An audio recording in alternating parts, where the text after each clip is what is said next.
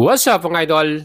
First cruiser bike from FKM Motorcycle. Again, ang FKM po ay Singaporean company at ang mga brand po ng motor nila from China at ina-assemble dito po sa San Simon, Pampanga, Philippines. Again mga idol, ang brand new model na to, kauna-unahan nila to in cruiser bike category.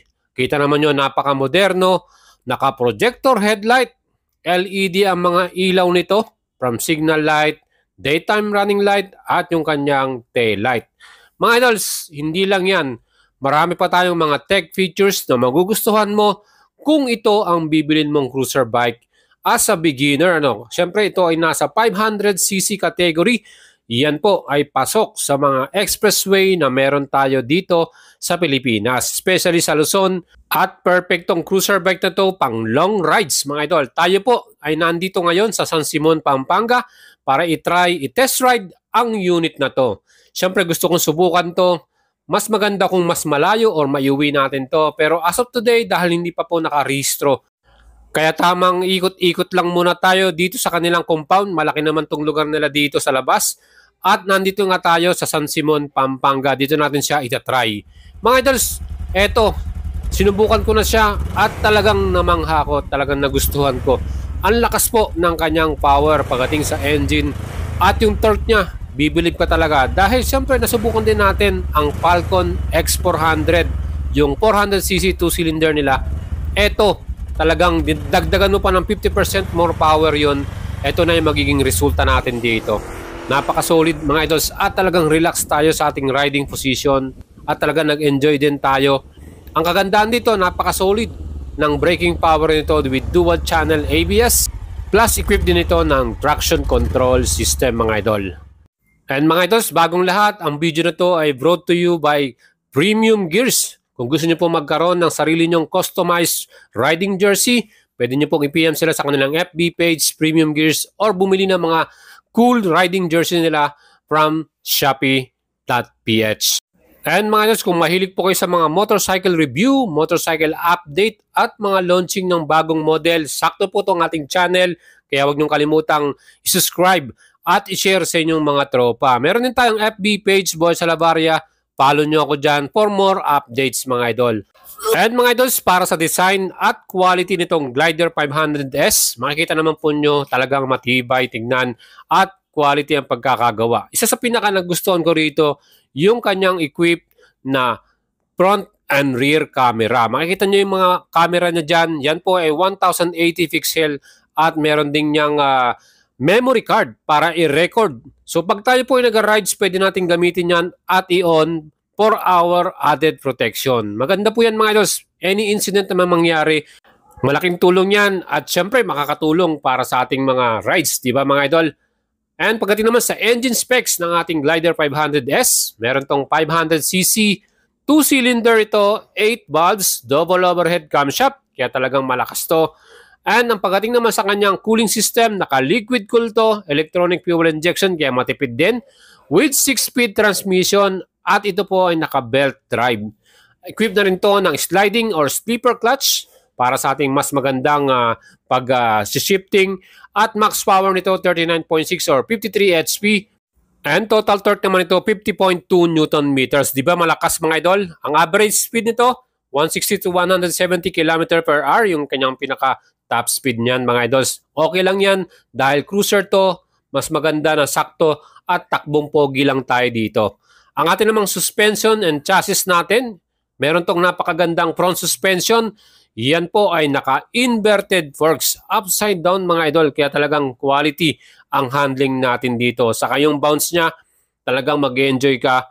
Plus, pinartneran niya ng dual shocks with absorber at meron niyang sub-tank.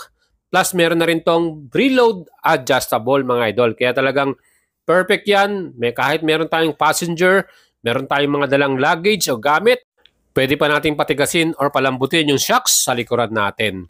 Para sa ating stopping power, ang ating front brake mga idols, naka-dual disc tayo dito kaya talagang solid din at confident tayo sa ating stopping power. Equipped din ito ng anti-lock braking system. Dual disc yan, 4 piston at kahit na mag-emergency brake ka, wala kang magiging problema confident ka pa rin lagi. Para sa ating likuran, single disc to, 1 piston caliper, and equipped din to ng anti-lock braking system.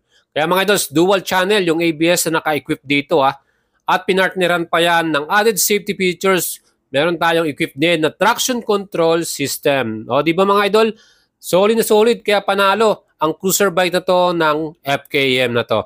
Plus yung ating mga gulong, yung wheels natin, naka-alloy mag wheels yan, multi-spoke yung design. Ang size sa harapan, 120/80 by 18 inch. Tubeless to, ang ginamit na tire brand ICST. Mga idol, sa likuran naman natin, mas malapad yung gulong na nilagay nila dito. No? Ang sukat naman yan, 150/80 by 15 inch. Tubeless din yan. At same brand din, CST tire ang ginamit para dito. Aba mga idol, perfect yan. Ang atin namang pong sukat para sa ating wheelbase, may total tong nasukat na 1,540 mm. Pag tinabi mo rito yung Falcon X400, makapapansin mo talagang mas malaking tignan itong bagong Glider 500S. Ground clearance naman ito, 150 mm. Perfect na rin yan. At ang bigat naman ito ng cruiser bike ay meron tong total na 200 kilograms. Again mga idols, para sa akin okay lang yan. Para sa expressway, kahit medyo malakas ang hangin, ang wind, siyempre kayang-kaya natin niyang imanubra pa rin dahil na rin sa kanyang bigat. Mga idols, makikita naman po ang design ng ating pinaka-upuan. One-piece seat siya, ang kanyang pinaka-cover ay leather, kaya quality. Nag-add pa yung mga kanyang stitches, kaya mas premium ang datingan nito. And naupuan natin to, talagang komportable naman tayo as a rider. At tingin ko, kahit sa ating passenger, okay din yan. At syempre, susukatin natin to para sa inyo mga idols. Ang seat height, ang sukat niyan total 705 mm. Tayo po ay 5'6" at inupuan natin to. Walang problema, flat-footed po tayo mga idols. So hindi tayo nahirapang sumakay. Komportable rin tayo, convenient. Even kahit siguro meron tayong passenger dito, tayo talagang mag-enjoy din. Kaya mga idol, ang fuel tank naman ito may gas volume na 14 liters. And mapapansin nyo rin yung astig ng design ng kanyang pinakatangke. No? Yan po mga idols. Yung mga linyahan niya, no? Quality rin. At yung pinaka-emblem nito, naka 3D rin para sa ating FKM. Ang kanyang fuel consumption, average 26 to 28 km per liter. Yan po yung nakikita natin consumption natin dito. At ito nga kagandahan dito, sa cruiser bike na to, yan po ay naka-keyless system na pwede mong gamitin yung inyong pinaka-keyless na yan. May lock and unlock para dyan. At pag ginamit nyo yan, nakalock na yan, syempre meron tong alarm, oras na may gumalaw, ay talagang mag-rinig mo yung malakas na alarm yan. Mga idols, keyless system, napaka-moderno, di ba? Para sa atin, yung ganitong model ay talagang yung mga features ang nagdadala rito. Meron din itong equipped na passing switch, another safety features para sa atin. At ang kagandahan dito dahil may assistant slipper clutch to or sliding clutch, malambot yung ating pinaka-clutch. Again, yung mga switches and button, meron din itong mga backlight. So sa gabi, makakatulong yan. Makikita nyo yung mga ginagawa natin. Meron itong hazard light para sa emergency natin. At meron din itong switch off or switch on para sa ating engine. Well mga idols, pag yan, binuksan nyo naman yung TFT dashboard nito. Ayan, makikita nyo. Napakaganda ng kanyang animation. Meron pa siyang pinaka-logo dyan at yung mismong motor. Plus, meron din tong dim light. Equipped din ito ng voltmeter. Makikita nyo kung asa na. Kung pwede na bang i-recharge yung ating pinaka-battery dito. At meron din tong Wi-Fi connection para sa dash camera natin. Meron din tong phone connection. So, napaka-moderno, di ba mga idols? Yan po ang ating brand new model FKM cruiser bike. Kauna-unahan nilang modelo in 500cc.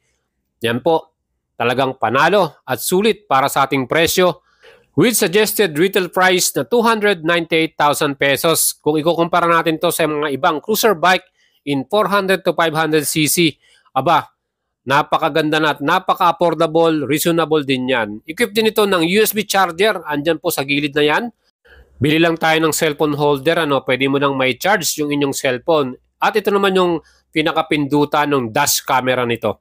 Front and rear, meron tayong dashcam. Added protection para sa atin in case of any incident na mangyayari. At syempre, Para naman kung gusto nyong baguhin yung inyong pinaka-dim light, pwede po nyong baguhin yung pinaka-ambient nito, maging black or white, yung pinaka-background niyang ilaw. Plus, yung ating connection, pwede nating i-connect yung ating smartphone dito or yung ating namang Wi-Fi. So, pwede rin kayong manood ng laro ng NBA live. Yan po yung kagandahan dito. So, napakarami nating magiging advantage at benefits pag binili nyo itong cruiser bike na to. Kaya I think, sa mga nagtatanong naman sa atin, lagi po natin nakikita sa ating comment kung meron po doon silang mga parts and accessories. Sa parts po, mga idols, pwede po kayong umorder mismo sa FKM Motorcycle. PM nyo lang sa kanilang FB page at meron din silang contact number dyan. Kung kailangan nyo po ng replacement parts, wala namang problema dyan. At syempre, para naman po sa mga nagtatanong kung anong company to, FKM Motorcycle is a Singaporean company. At ang kanilang mga brand or model ay galing sa China. Ina-assemble po lahat yan dito sa San Simon, Pampanga. So pwede po nating makita yan, yung mga assembly na yan. And ito nga, ang ating test ride para dito sa Glider 500S. So hindi tayo pwedeng lumayo, dito lang tayo sa mismong compound nila. And first impression ko dito mga idols, grabe yung kanyang lakas ng makina. 500cc to at talagang napil natin yung torque, yung power niya, ang lakas. So hindi natin siya mapatakbo ng mabilis dahil may mga dumadaan or biglang lumalabas sa mga truck dito, no? So yun lang ang problema natin. Pero overall, yung stopping power, yung ABS front and rear, talagang kagat na kagat yung ating disc brake dito, no? Napaka-confident nating mag-stop dito. Plus yung ating traction control, nararamdaman din natin yung bigla nating torque, tapos bigla tayong tumigil. So yun yung kagandahan dito, yung overspin ng likuran nating gulong, mapipil natin na nag-activate yung sensor na yun. Initial impression natin para sa ating test ride, sulit na sulit mga Diyos, ang lakas niya, no? Talagang nag-enjoy din tayo. Ilang beses natin itong inikot dito. Yan mga idols, yung ating Glider 500S. Kung nagustuhan nyo yung ating video, i-share nyo sa inyong mga tropa mga idols. Siyempre mag-leave kayo ng comment anong masasabi nyo rito sa bagong cruiser bike beginner 500cc ng FKM Motorcycle. And open na po for reservation ng unit na to. Expected delivery or release ng unit month of July or August. So yan po yung availability ng mga unit na to. So pwede na kayong magpa-reserve, magpalista. I-PM nyo lang ako mga idol sa ating FB page, Boy Salabaria. And tutulungan ko kayong makakuha niyan. Ihahanap po kayo ng mga kasa na malapit sa inyong lugar. Again mga idols, ciao sa inyo at ingat po.